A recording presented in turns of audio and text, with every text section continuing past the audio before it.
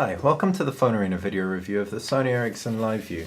This little device here, which is a continuation of the Bluetooth watch line that Sony Ericsson have, taking a lot of the technologies from it, but adding a lot of other functionality and ultimately offering more than a watch.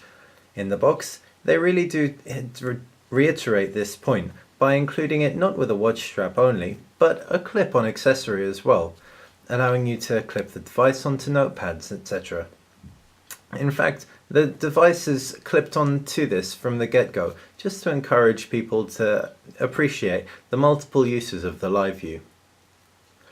What you also have on the device is a 3.5cm AMOLED screen with 4 touch-sensitive strips, up top and bottom and left and right. At the top of the device are 2 physical keys, giving it an almost stopwatch-esque look and feel, and on the bottom is a micro USB port. This is used for charging, as we haven't come across any uses to connect the device to a PC, to a computer, via the micro USB port. Take off the clip at the back and we can attach the watch strap. As far as the design goes, the watch strap is Velcro, and so it doesn't feel as hardy as the metal straps on the MVW line, for example, and certainly doesn't look as crisp and sharp. Nevertheless, it's pretty functional. So, as you can see, we can just attach it on without too much hassle, and it can sit comfortably on the wrist for the duration of the day. In terms of comfort, it certainly doesn't feel like an inconvenience, and the device itself isn't too big. However, there are other issues we had with the design of the watch strap. The first issue we had with the watch strap and using the Sony Ericsson LiveView as a watch is that when the screen switches off or hibernates, you have to press a button to activate the time. This isn't a huge issue, but can just be annoying if you wanted to get the LiveView to replace your primary watch.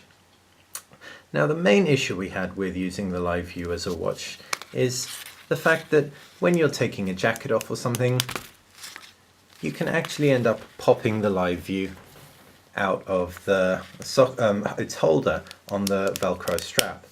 This can result in the LiveView being on the floor or anywhere really in a club or in an environment where people could tread on it. And it really is a shame, because this would be the biggest deterrent for us for getting the LiveView as a primary watch as far as design goes. One additional point to note is the requirement for a Bluetooth Android device to make the watch tell the correct time. Every time we reset the LiveView, it displays 0000, and again, unless you have your phone on you to resync it, you're not going to be able to get the time on it. So these 3 reasons really mean if you do get the LiveView and do intend it to be a primary watch, bear in mind the limitations behind that. Overall, however, the design is a mix of good and bad, with ingenuitive functionality thanks to the clip and the size of the LiveView and the fact it comes off the watch strap. But the niggles that we already mentioned, you just may want to really think about it before you get the LiveView as a watch. As far as the other functions go, we're going to take a closer look at them now. By default, the Sony Ericsson LiveView displays the time in the day. As you can see, however, press the right hand button and you get access to the rest of its features, including text messages, Facebook updates, Twitter updates, plugins, Find Phone, RSS, calendar, missed calls, and all events. The ones which work very well include text message updates and missed call alerts, as well as the RSS and Twitter reader. In addition to that, the music player works pretty well as well, however can be a little bit fiddly until you get used to it. Once you do, however, it's extremely reliable. The main issues we had with the device were that the Facebook plugin wouldn't work, which was annoying. If we found this issue, we're sure some of you might as well. In addition, when you download other plugins, they're really hit and miss. This isn't Sony Ericsson's fault, but the weather plugin, for example, really just doesn't do anything on our device, and the Gmail plugin ended up making our LiveView vibrate to the point that it ran out of battery. However, 90% of the time the Gmail plugin worked pretty well, and there are other very good plugins, such as the Mode plugin, which is extremely simple but lets you change the profile of your handset via the LiveView when it's on your wrist, for example, which can be priceless. Our main issue with the device overall is connectivity. We found that connection dropped between the LiveView and the device pretty often, and reconnecting isn't as straightforward as it perhaps could be.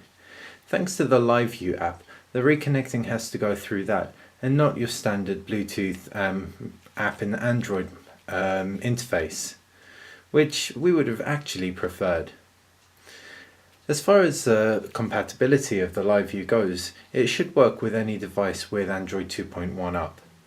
We had it to test with the Sony Ericsson Xperia X10 and with the Dell Streak running 2.2, the prior running 2.1, and found that performance was very similar across the board between both of them. However, you may want to check forums for your specific device before getting the LiveView, as there have been some compatibility issues that we've seen out there. Nevertheless, on the whole, it worked pretty much the same with our experience. The other things to mention about the phone are the Find the Phone feature, which lets you find your phone remotely, and when you actually open a feed, for example, you navigate through everything with the 4 capacitive panels along the sides, and at the bottom of each element that you navigate through is an icon to send it to the phone. Once you select that icon, then as you can see there's a little animation that takes place, and next time you switch on your phone you'll have access to the last thing you saw on your LiveView, which is pretty cool. Overall, in turn, the interface is hit and miss. Its main issue is the fact that it feels more like a beta. A lot of the functionality, even the functionality out of the box, didn't work, such as the Facebook support, which was quite annoying. However, there is a lot of potential with the LiveView, and we look forward to future iterations fixing some of the core issues that we found. To wrap up, the Sony Ericsson LiveView is a bit more miss than hit. It has some major design issues, and the software's patchy at best. It feels like a beta, but having said that, it still comes in at a very reasonable price of about $70, and it also does the core functions like tell you what text messages say and give you call alerts, as well as music control pretty well. So if these are the main reasons you'd like to get the LiveView, by all means go for it. However, if you're looking for a more attractive, potentially, and professional looking Bluetooth watch, you may want to also consider Sony Ericsson's MBW line. Thanks for watching Phone Arena. This has been the video review of the Sony Ericsson LiveView. For more on this and other devices, please check out www.phonearena.com.